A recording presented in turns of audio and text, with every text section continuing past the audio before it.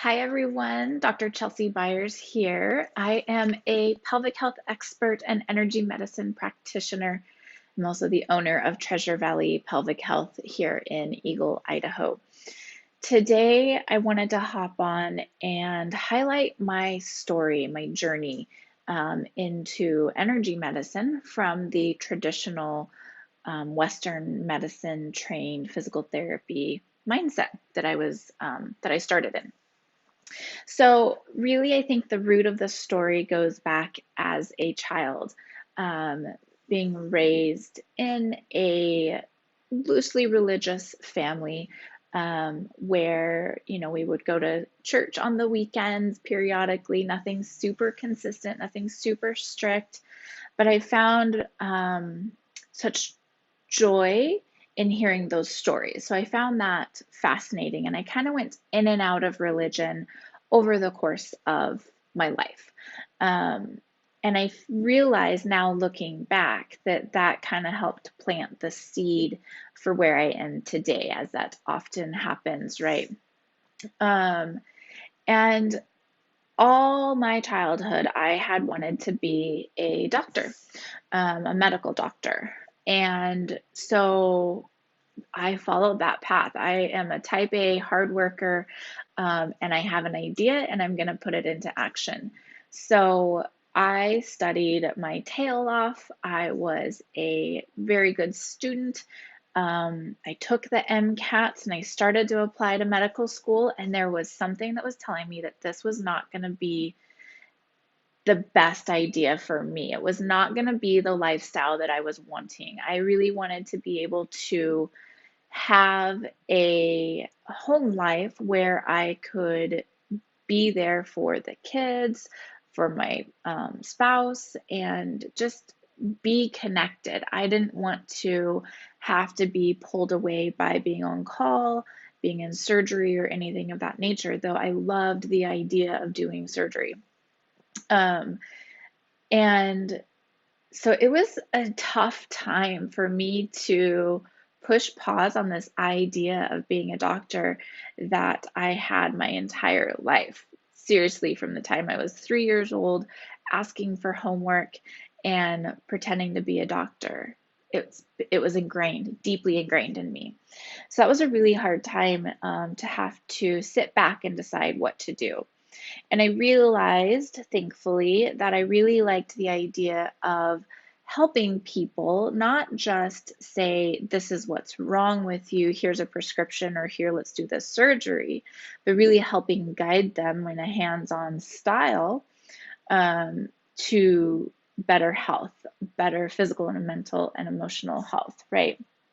Though at the time, shifting to physical therapy school, it was definitely much more in the physical realm of it. I think conditioning and life events and cultural pieces, as for many people, really tend to suppress the emotional and empathic side of our beings, unfortunately. But I think that's also part of the beauty of once you come back around and connect with that side again, you really see the value of that. So, fast forward, got through PT school, loved it. And after a couple years, I realized more and more the connections of not only like back pain and neck pain that I was commonly seeing in the clinic that I was at, with your standard orthopedic physical therapy, but also more of that deeper connection into the pelvic floor. And as I even say this now, it just kind of warms my heart, and the realization that I've come through, especially in these past couple of years, as I've shifted a little bit more into the energy medicine side of things. So I dove all in, again, go figure, into learning and becoming an expert in pelvic health physical therapy. This is an area that I'm very passionate about because it's so underutilized and so misunderstood, really.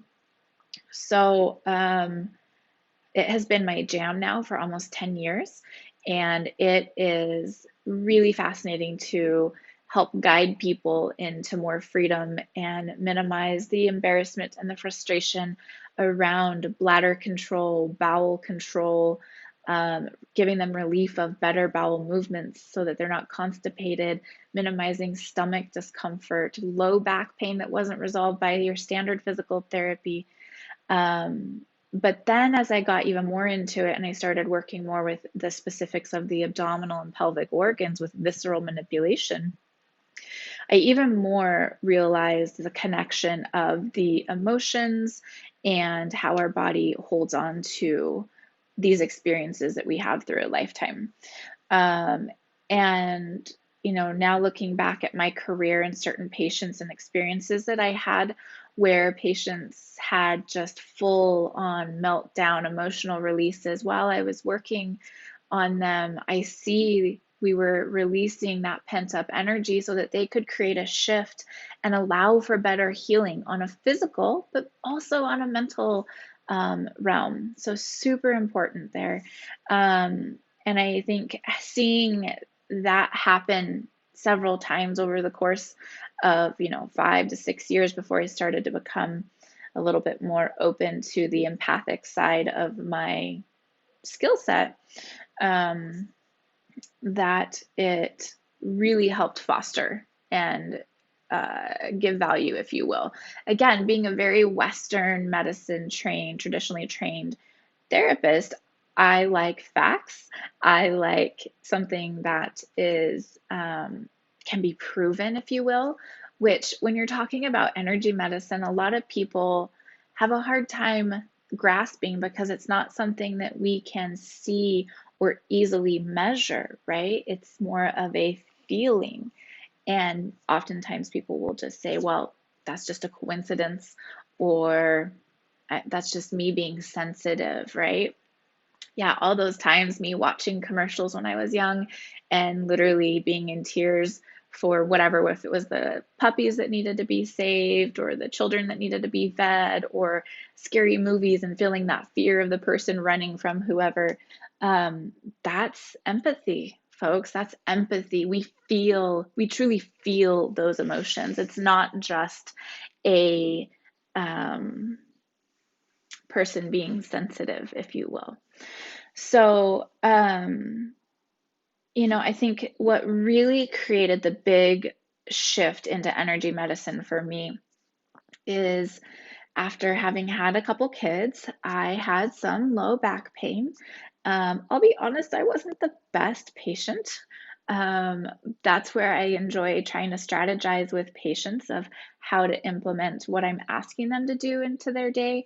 So, being more of a coach, a life coach, if you will, for their success. And I have given so much to people that sometimes myself gets put on the back burner, as oftentimes it does, especially as moms.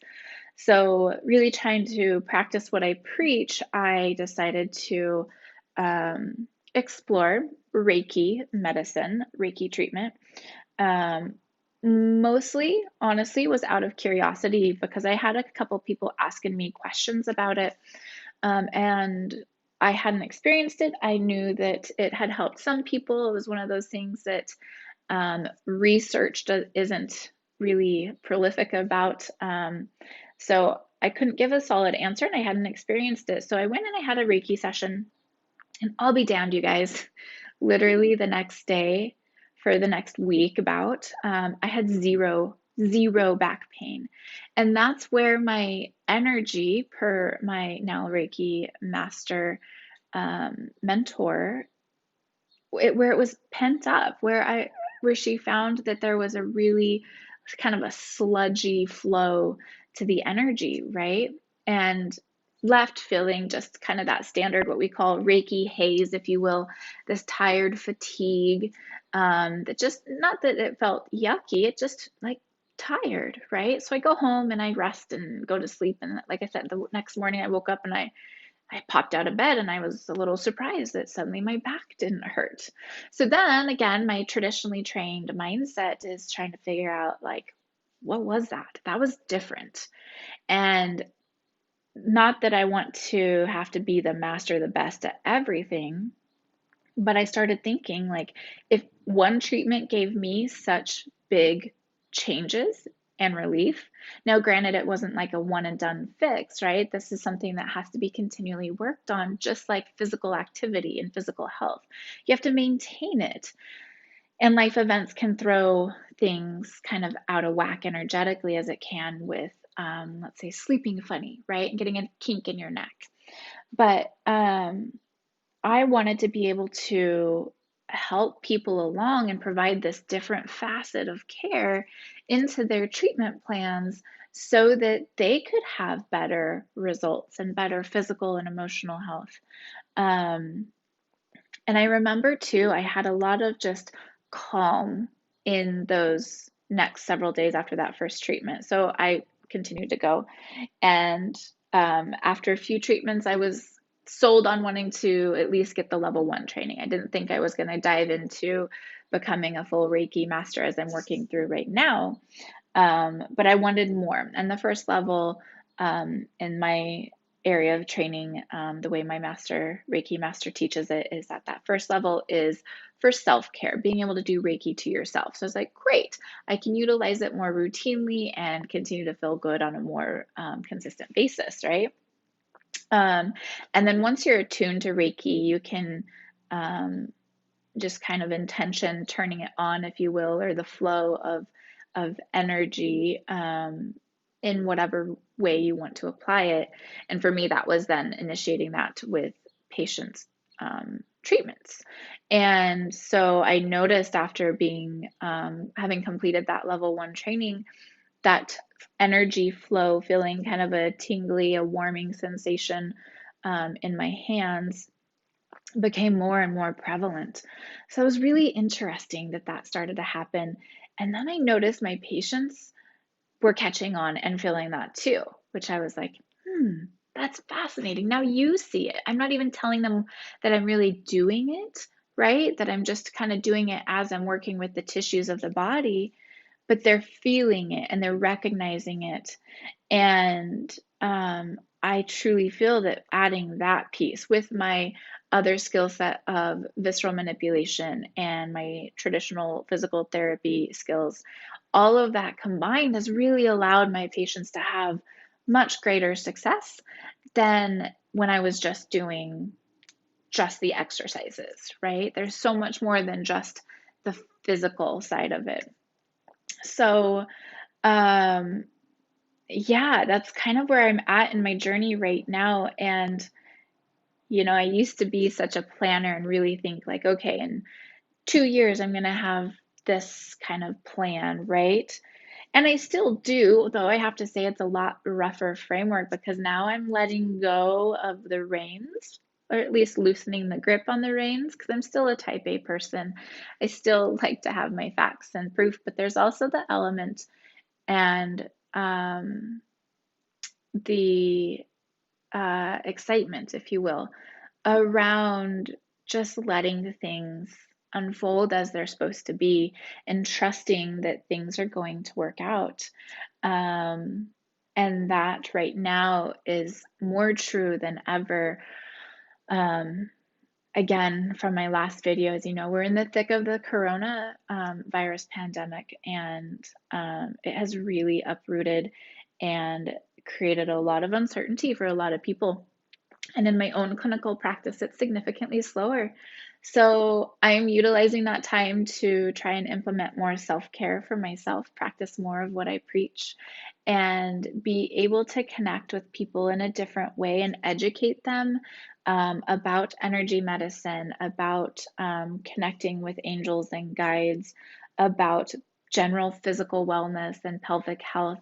The need for this information, of all of that information, is so great because there's so little about all of it that is talked about. For pelvic health, a lot of it is embarrassing, shameful, especially if people are talking about, let's say, a sex life. If sex has always been painful, it's really hard for people to open up. I'll give it to you guys. I can have the awkward conversations and I can hold the space for the people and really guide them through and give them the confidence and the strategies to succeed through that. This is not your everyday coffee talk for the vast majority of people. Um, but if you have questions about pelvic health, about how to have a more comfortable pregnancy or more effectively and more fully recover from that, or if you're curious about what energy medicine looks like for you and how we can start to create a little bit better flow in your energy system and what that looks like and means for you, reach out to me, comment below, or send me an email. And I look forward to hearing from you guys. Watch out for more videos during this slower period of time because I'm here to educate and empower all of you. Have a great one, everyone. Bye.